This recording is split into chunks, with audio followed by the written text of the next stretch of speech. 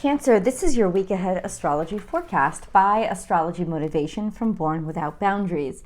In these weekly videos, I review the major planetary aspects and transits, and I let you know how they're going to be aspecting your natal sun so we know how they're going to be affecting your life. All you need to know is your birth date. That's it. To understand all the information I'm going to give you, I'll translate everything for you. We're going to start off really broad with the big stuff and the charts for the week, and then I'll focus that down into Cancerian information specifically, and then we'll break things down into the 3 decans of Cancer so I can see how everything is affecting your natal sun exactly. For those of you who don't know, a decan is a group of 10 degrees. Every zodiac sign has 3 of them. It's what helps me pinpoint the aspects to specific groups of natal suns. And if you don't know where your natal sun is located, that's okay, because I'll be translating it based on where your birthday is. So let's get into the big stuff, shall we? It's actually a pretty laid back week compared to what we did have last week. And I think that that's the point. The point is that this week is a week of reflection and relaxation. It's not the highly charged, supercharged energy, because it needs to not be. I think what we need, all of us really, is a time to receive and allow ourselves to be filled up. There's been a lot of stress and anxiety in the air, and we've discussed that at length as to why. And I think this week, the universe is calling us to say, I'm still on your side, trust me. Plus, there's a lot to learn to onboard for the changes that are going to be happening. Uranus has been extremely active, and what that indicates is that there are shifts that are happening. There's changes that are supposed to be happening to our communities, to our world. But Uranus has gone retrograde. It went retrograde on the 29th of last month, because we are now in September. I hope you said rabbit, rabbit on the 1st, just in case. But what that means is the changes have to come within now. And we may surprise ourselves, because Uranus is still going to surprise you, even though there's more internal shifting. But this is quiet work. And this begs that there isn't so much pressure from the outside. And with this kind of letting go and releasing, we'll have the space inside to be able to shift what we need to shift. And yes, we will surprise ourselves. So what is the big stuff this week? This is the week of September 1st through the 7th of 2023. First of all, Jupiter goes into retrograde on September 4th. Jupiter going into retrograde doesn't make it any less optimistic. It doesn't make it any less expansive, but it does make it more internal. It makes it more time for education, time to learn and explore different dynamics of who we are, as if they were foreign countries. Things that, yes, we may already have inside of us, but we didn't know it. And with Uranus also in retrograde, I think that, yeah, we're going to surprise ourselves of what we're capable of. And what we're capable of. Venus goes direct on the 4th, which is really interesting, because we have all this retrograde energy around us, and that would make Venus and Mars the only 2 planets now going direct. Venus, however, will take a while to pick up that speed and for us to really start feeling like things are normal with her energy. So that'll take, I would say, at least till the end of September for her to really regain her full momentum. So she is direct now. She posts direct on the 3rd, 4th.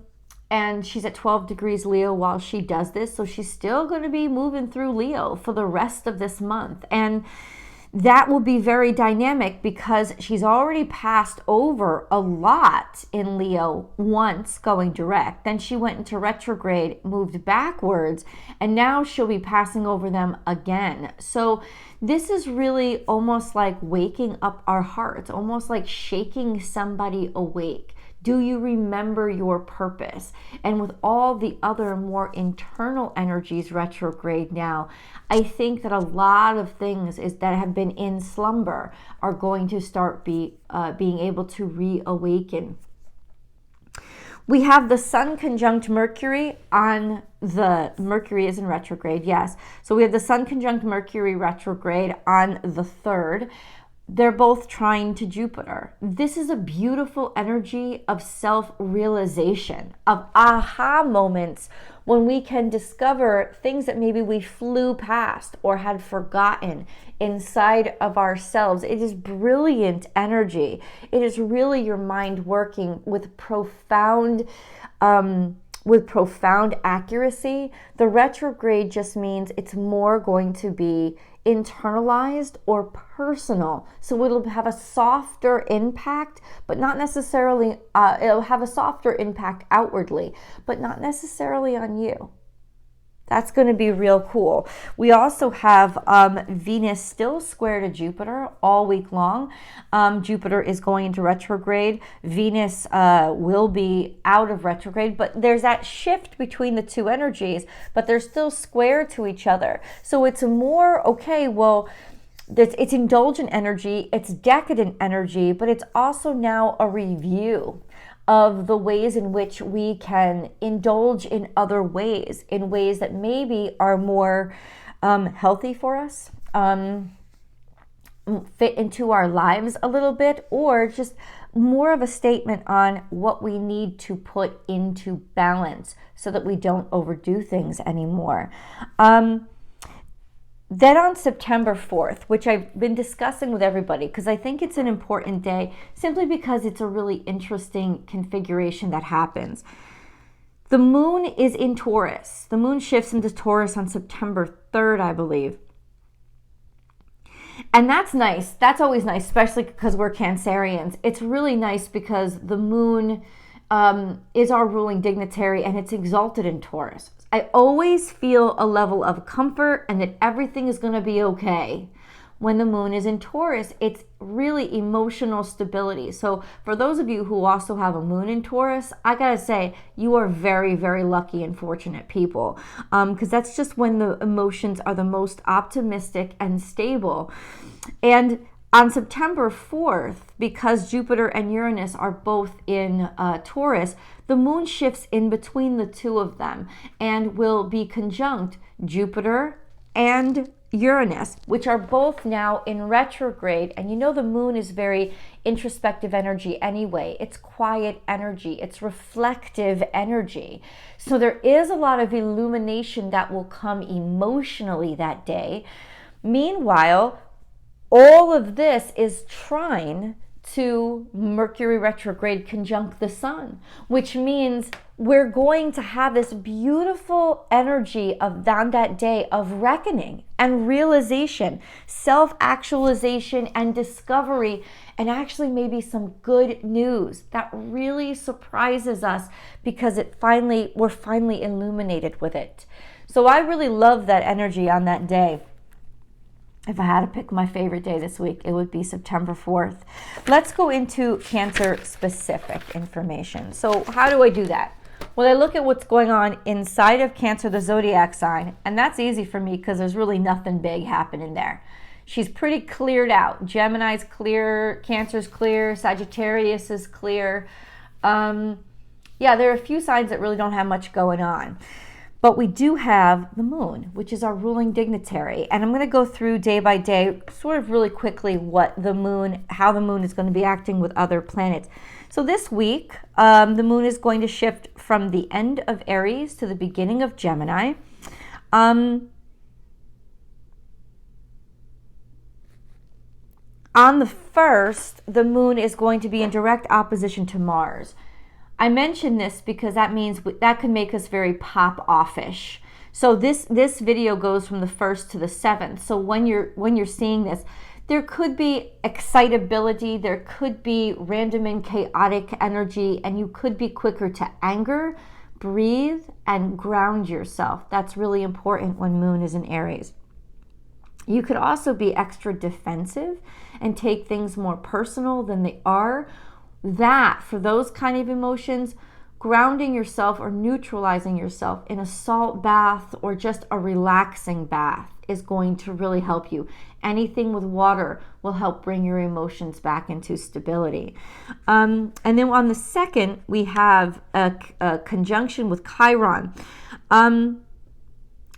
This conjunction with Chiron can make your old traumas or life feel more challenging. It can also illuminate the ways in which you can grow from what you have been through or how you've grown because of what you've been through. Though that is a more tender and personal day.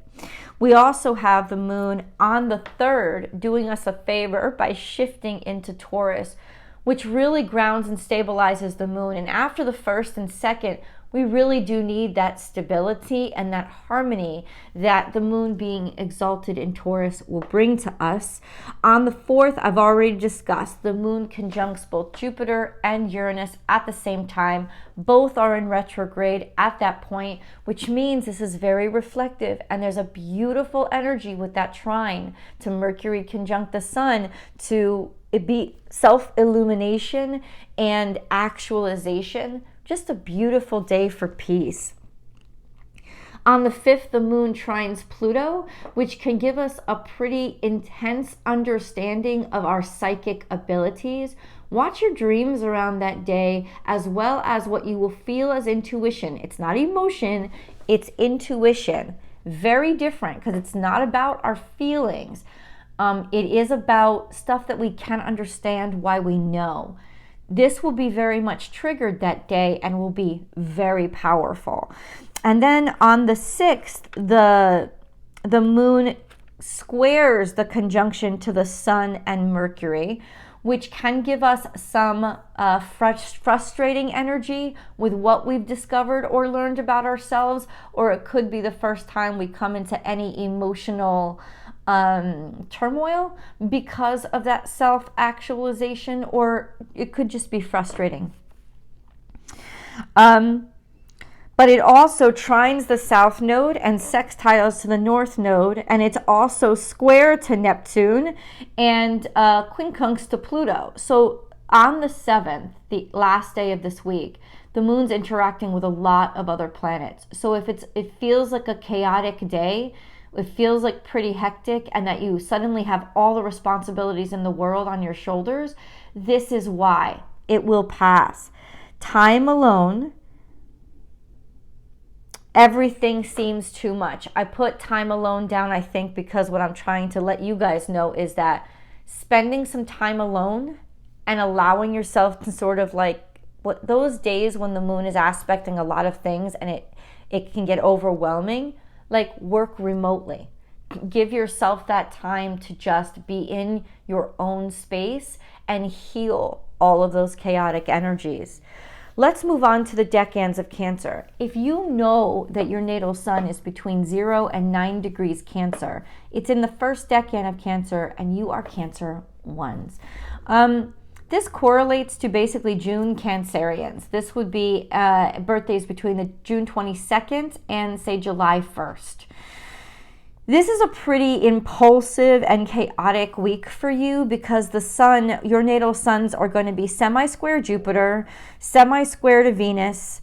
That means in terms of your relationships, there can be some sort of agitation or stimulation when it comes to where are we going? What are we doing with this? Even money, there can be highlighted frustrations. I put too much, too expensive. Those kind of feelings or confrontations.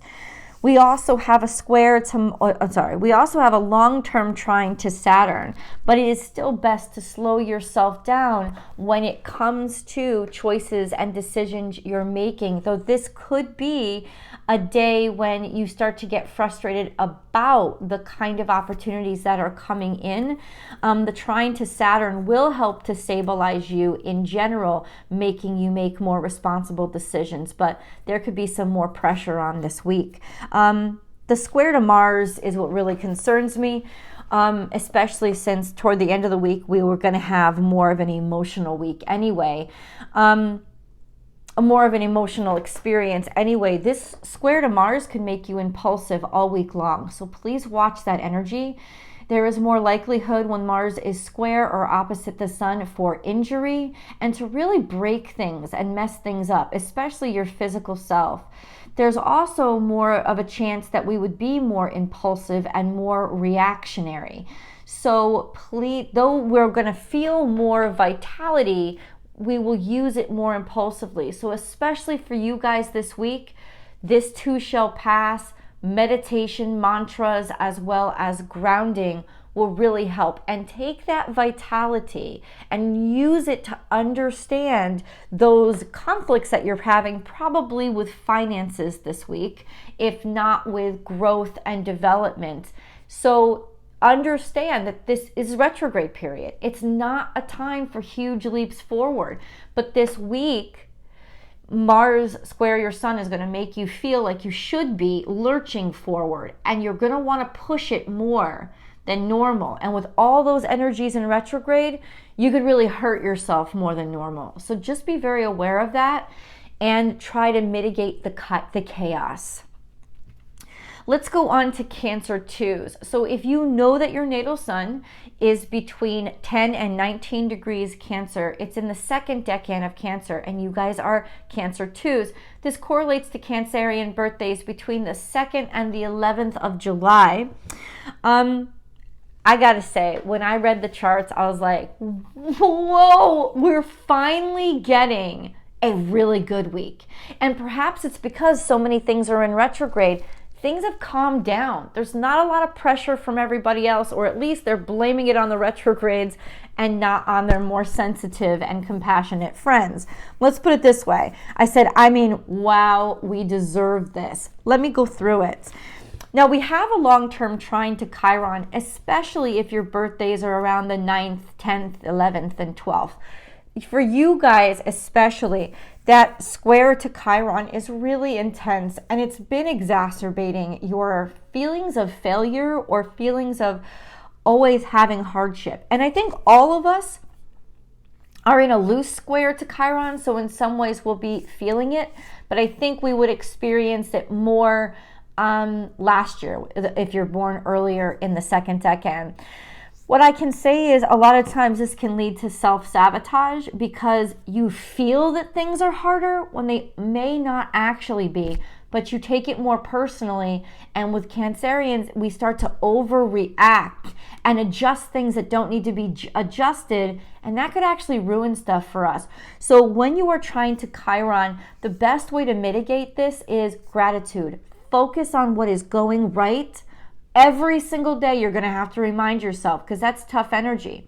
But focus on what's going right. Focus on what's good and focus on what's working. So even if it's not the perfect scenario, you're retraining your mind to not be in this sort of nihilistic kind of modality, because this goes on for a while and it can make you feel like you're having a bad year, when ultimately all Chiron really wants to teach you is how good things are and is how strong things are, by making it tough for you to show you just how strong you are. But this week, we have 3 sextiles, and sextiles are the most optimistic and productive energy you could be experiencing. We have a sextile to Mercury, we have a sextile to the Sun, we have a sextile to Mercury once it conjuncts the Sun on the 3rd, and then we have a sextile to Jupiter long term. This will be very illuminating, releasing, and comprehensive energy that could solve a lot of issues for us. We'll be more up, we'll be more optimistic, especially on the 3rd when the moon finally enters Taurus, and then on the 4th when the moon conjuncts both Jupiter and Uranus. This is going to be especially optimistic days where we're feeling like the world is good and we don't have to worry as much. This will be a very helpful energy. Our natal suns are semi-square to Uranus. What does that mean? Stimulation for change. Stimulation for change. And with this illumination that's happening, it could be just finally we're pinpointing what needs to change. So a lot of questions answered and solutions discovered, some good luck coming our way, but it's more about redirecting our focus. So it's not so much about luck, but it may feel that way. So enjoy the week. Cancerians that are Cancer 3s, if you know that your natal sun is between 20 and 29 degrees Cancer, you are Cancer 3s. This would correlate to birthdays between, say, the 12th and the 22nd of July. This could be a pretty interesting week. So I said excitable change, happy surprises, metamorphosis. Life is changing. This is when you see the shifts, when you become witness or bear witness to one phase ending and another beginning. Milestones. A lot of times things are shifting and we don't really see them, Cancer 3s, but you guys will definitely see them. They will be played out bluntly and you will be acutely focused on these milestones. So yes, you will feel part of you finishing, not about like ending, like you're being ripped apart from something, but you'll feel like, wow, this is the end of an era. And then you're moving into very clearly the next one. There may be a little melancholy, but to combat that, focus on this beautiful stuff that's coming in your future, because there is. We have a long-term square to the nodes for you guys, which is going to be over the next couple of months, actually. So this means that life is shifting. It's your natal suns that are in opposition to Pluto. So there's this very formidable energy, a strong, powerful energy about you.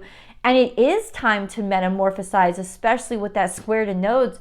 In general, you are and have been this whole year shifting to another phase of your life. This is when it becomes evident and apparent and comprehensive to you. You have a sextile to Uranus, which is now in retrograde, which is now more introspective, a little bit calmer, and a little bit easier to understand, though it will still surprise you. This long-term trine to Neptune, which is very, very creative energy, expansion through creation and psychic connection. These two are very long-term. So you've been reinventing yourself all year. And then we have a quincunx to Saturn, which means, yes, you'll feel the friction in what was old, in old obligations. You will feel that. It's kind of like a spur in your side to actually push you forward and get you going in the innovative direction. So you guys, please let me know how all this energy is impacting you. Don't forget to like this video and please share it with people that you know will love it too. And then subscribe to the channel so that you can help astrology motivation grow. And then come on over to Born Without Boundaries Tarot for your week ahead tarot card reading. I love you guys, and I'll see you in the videos.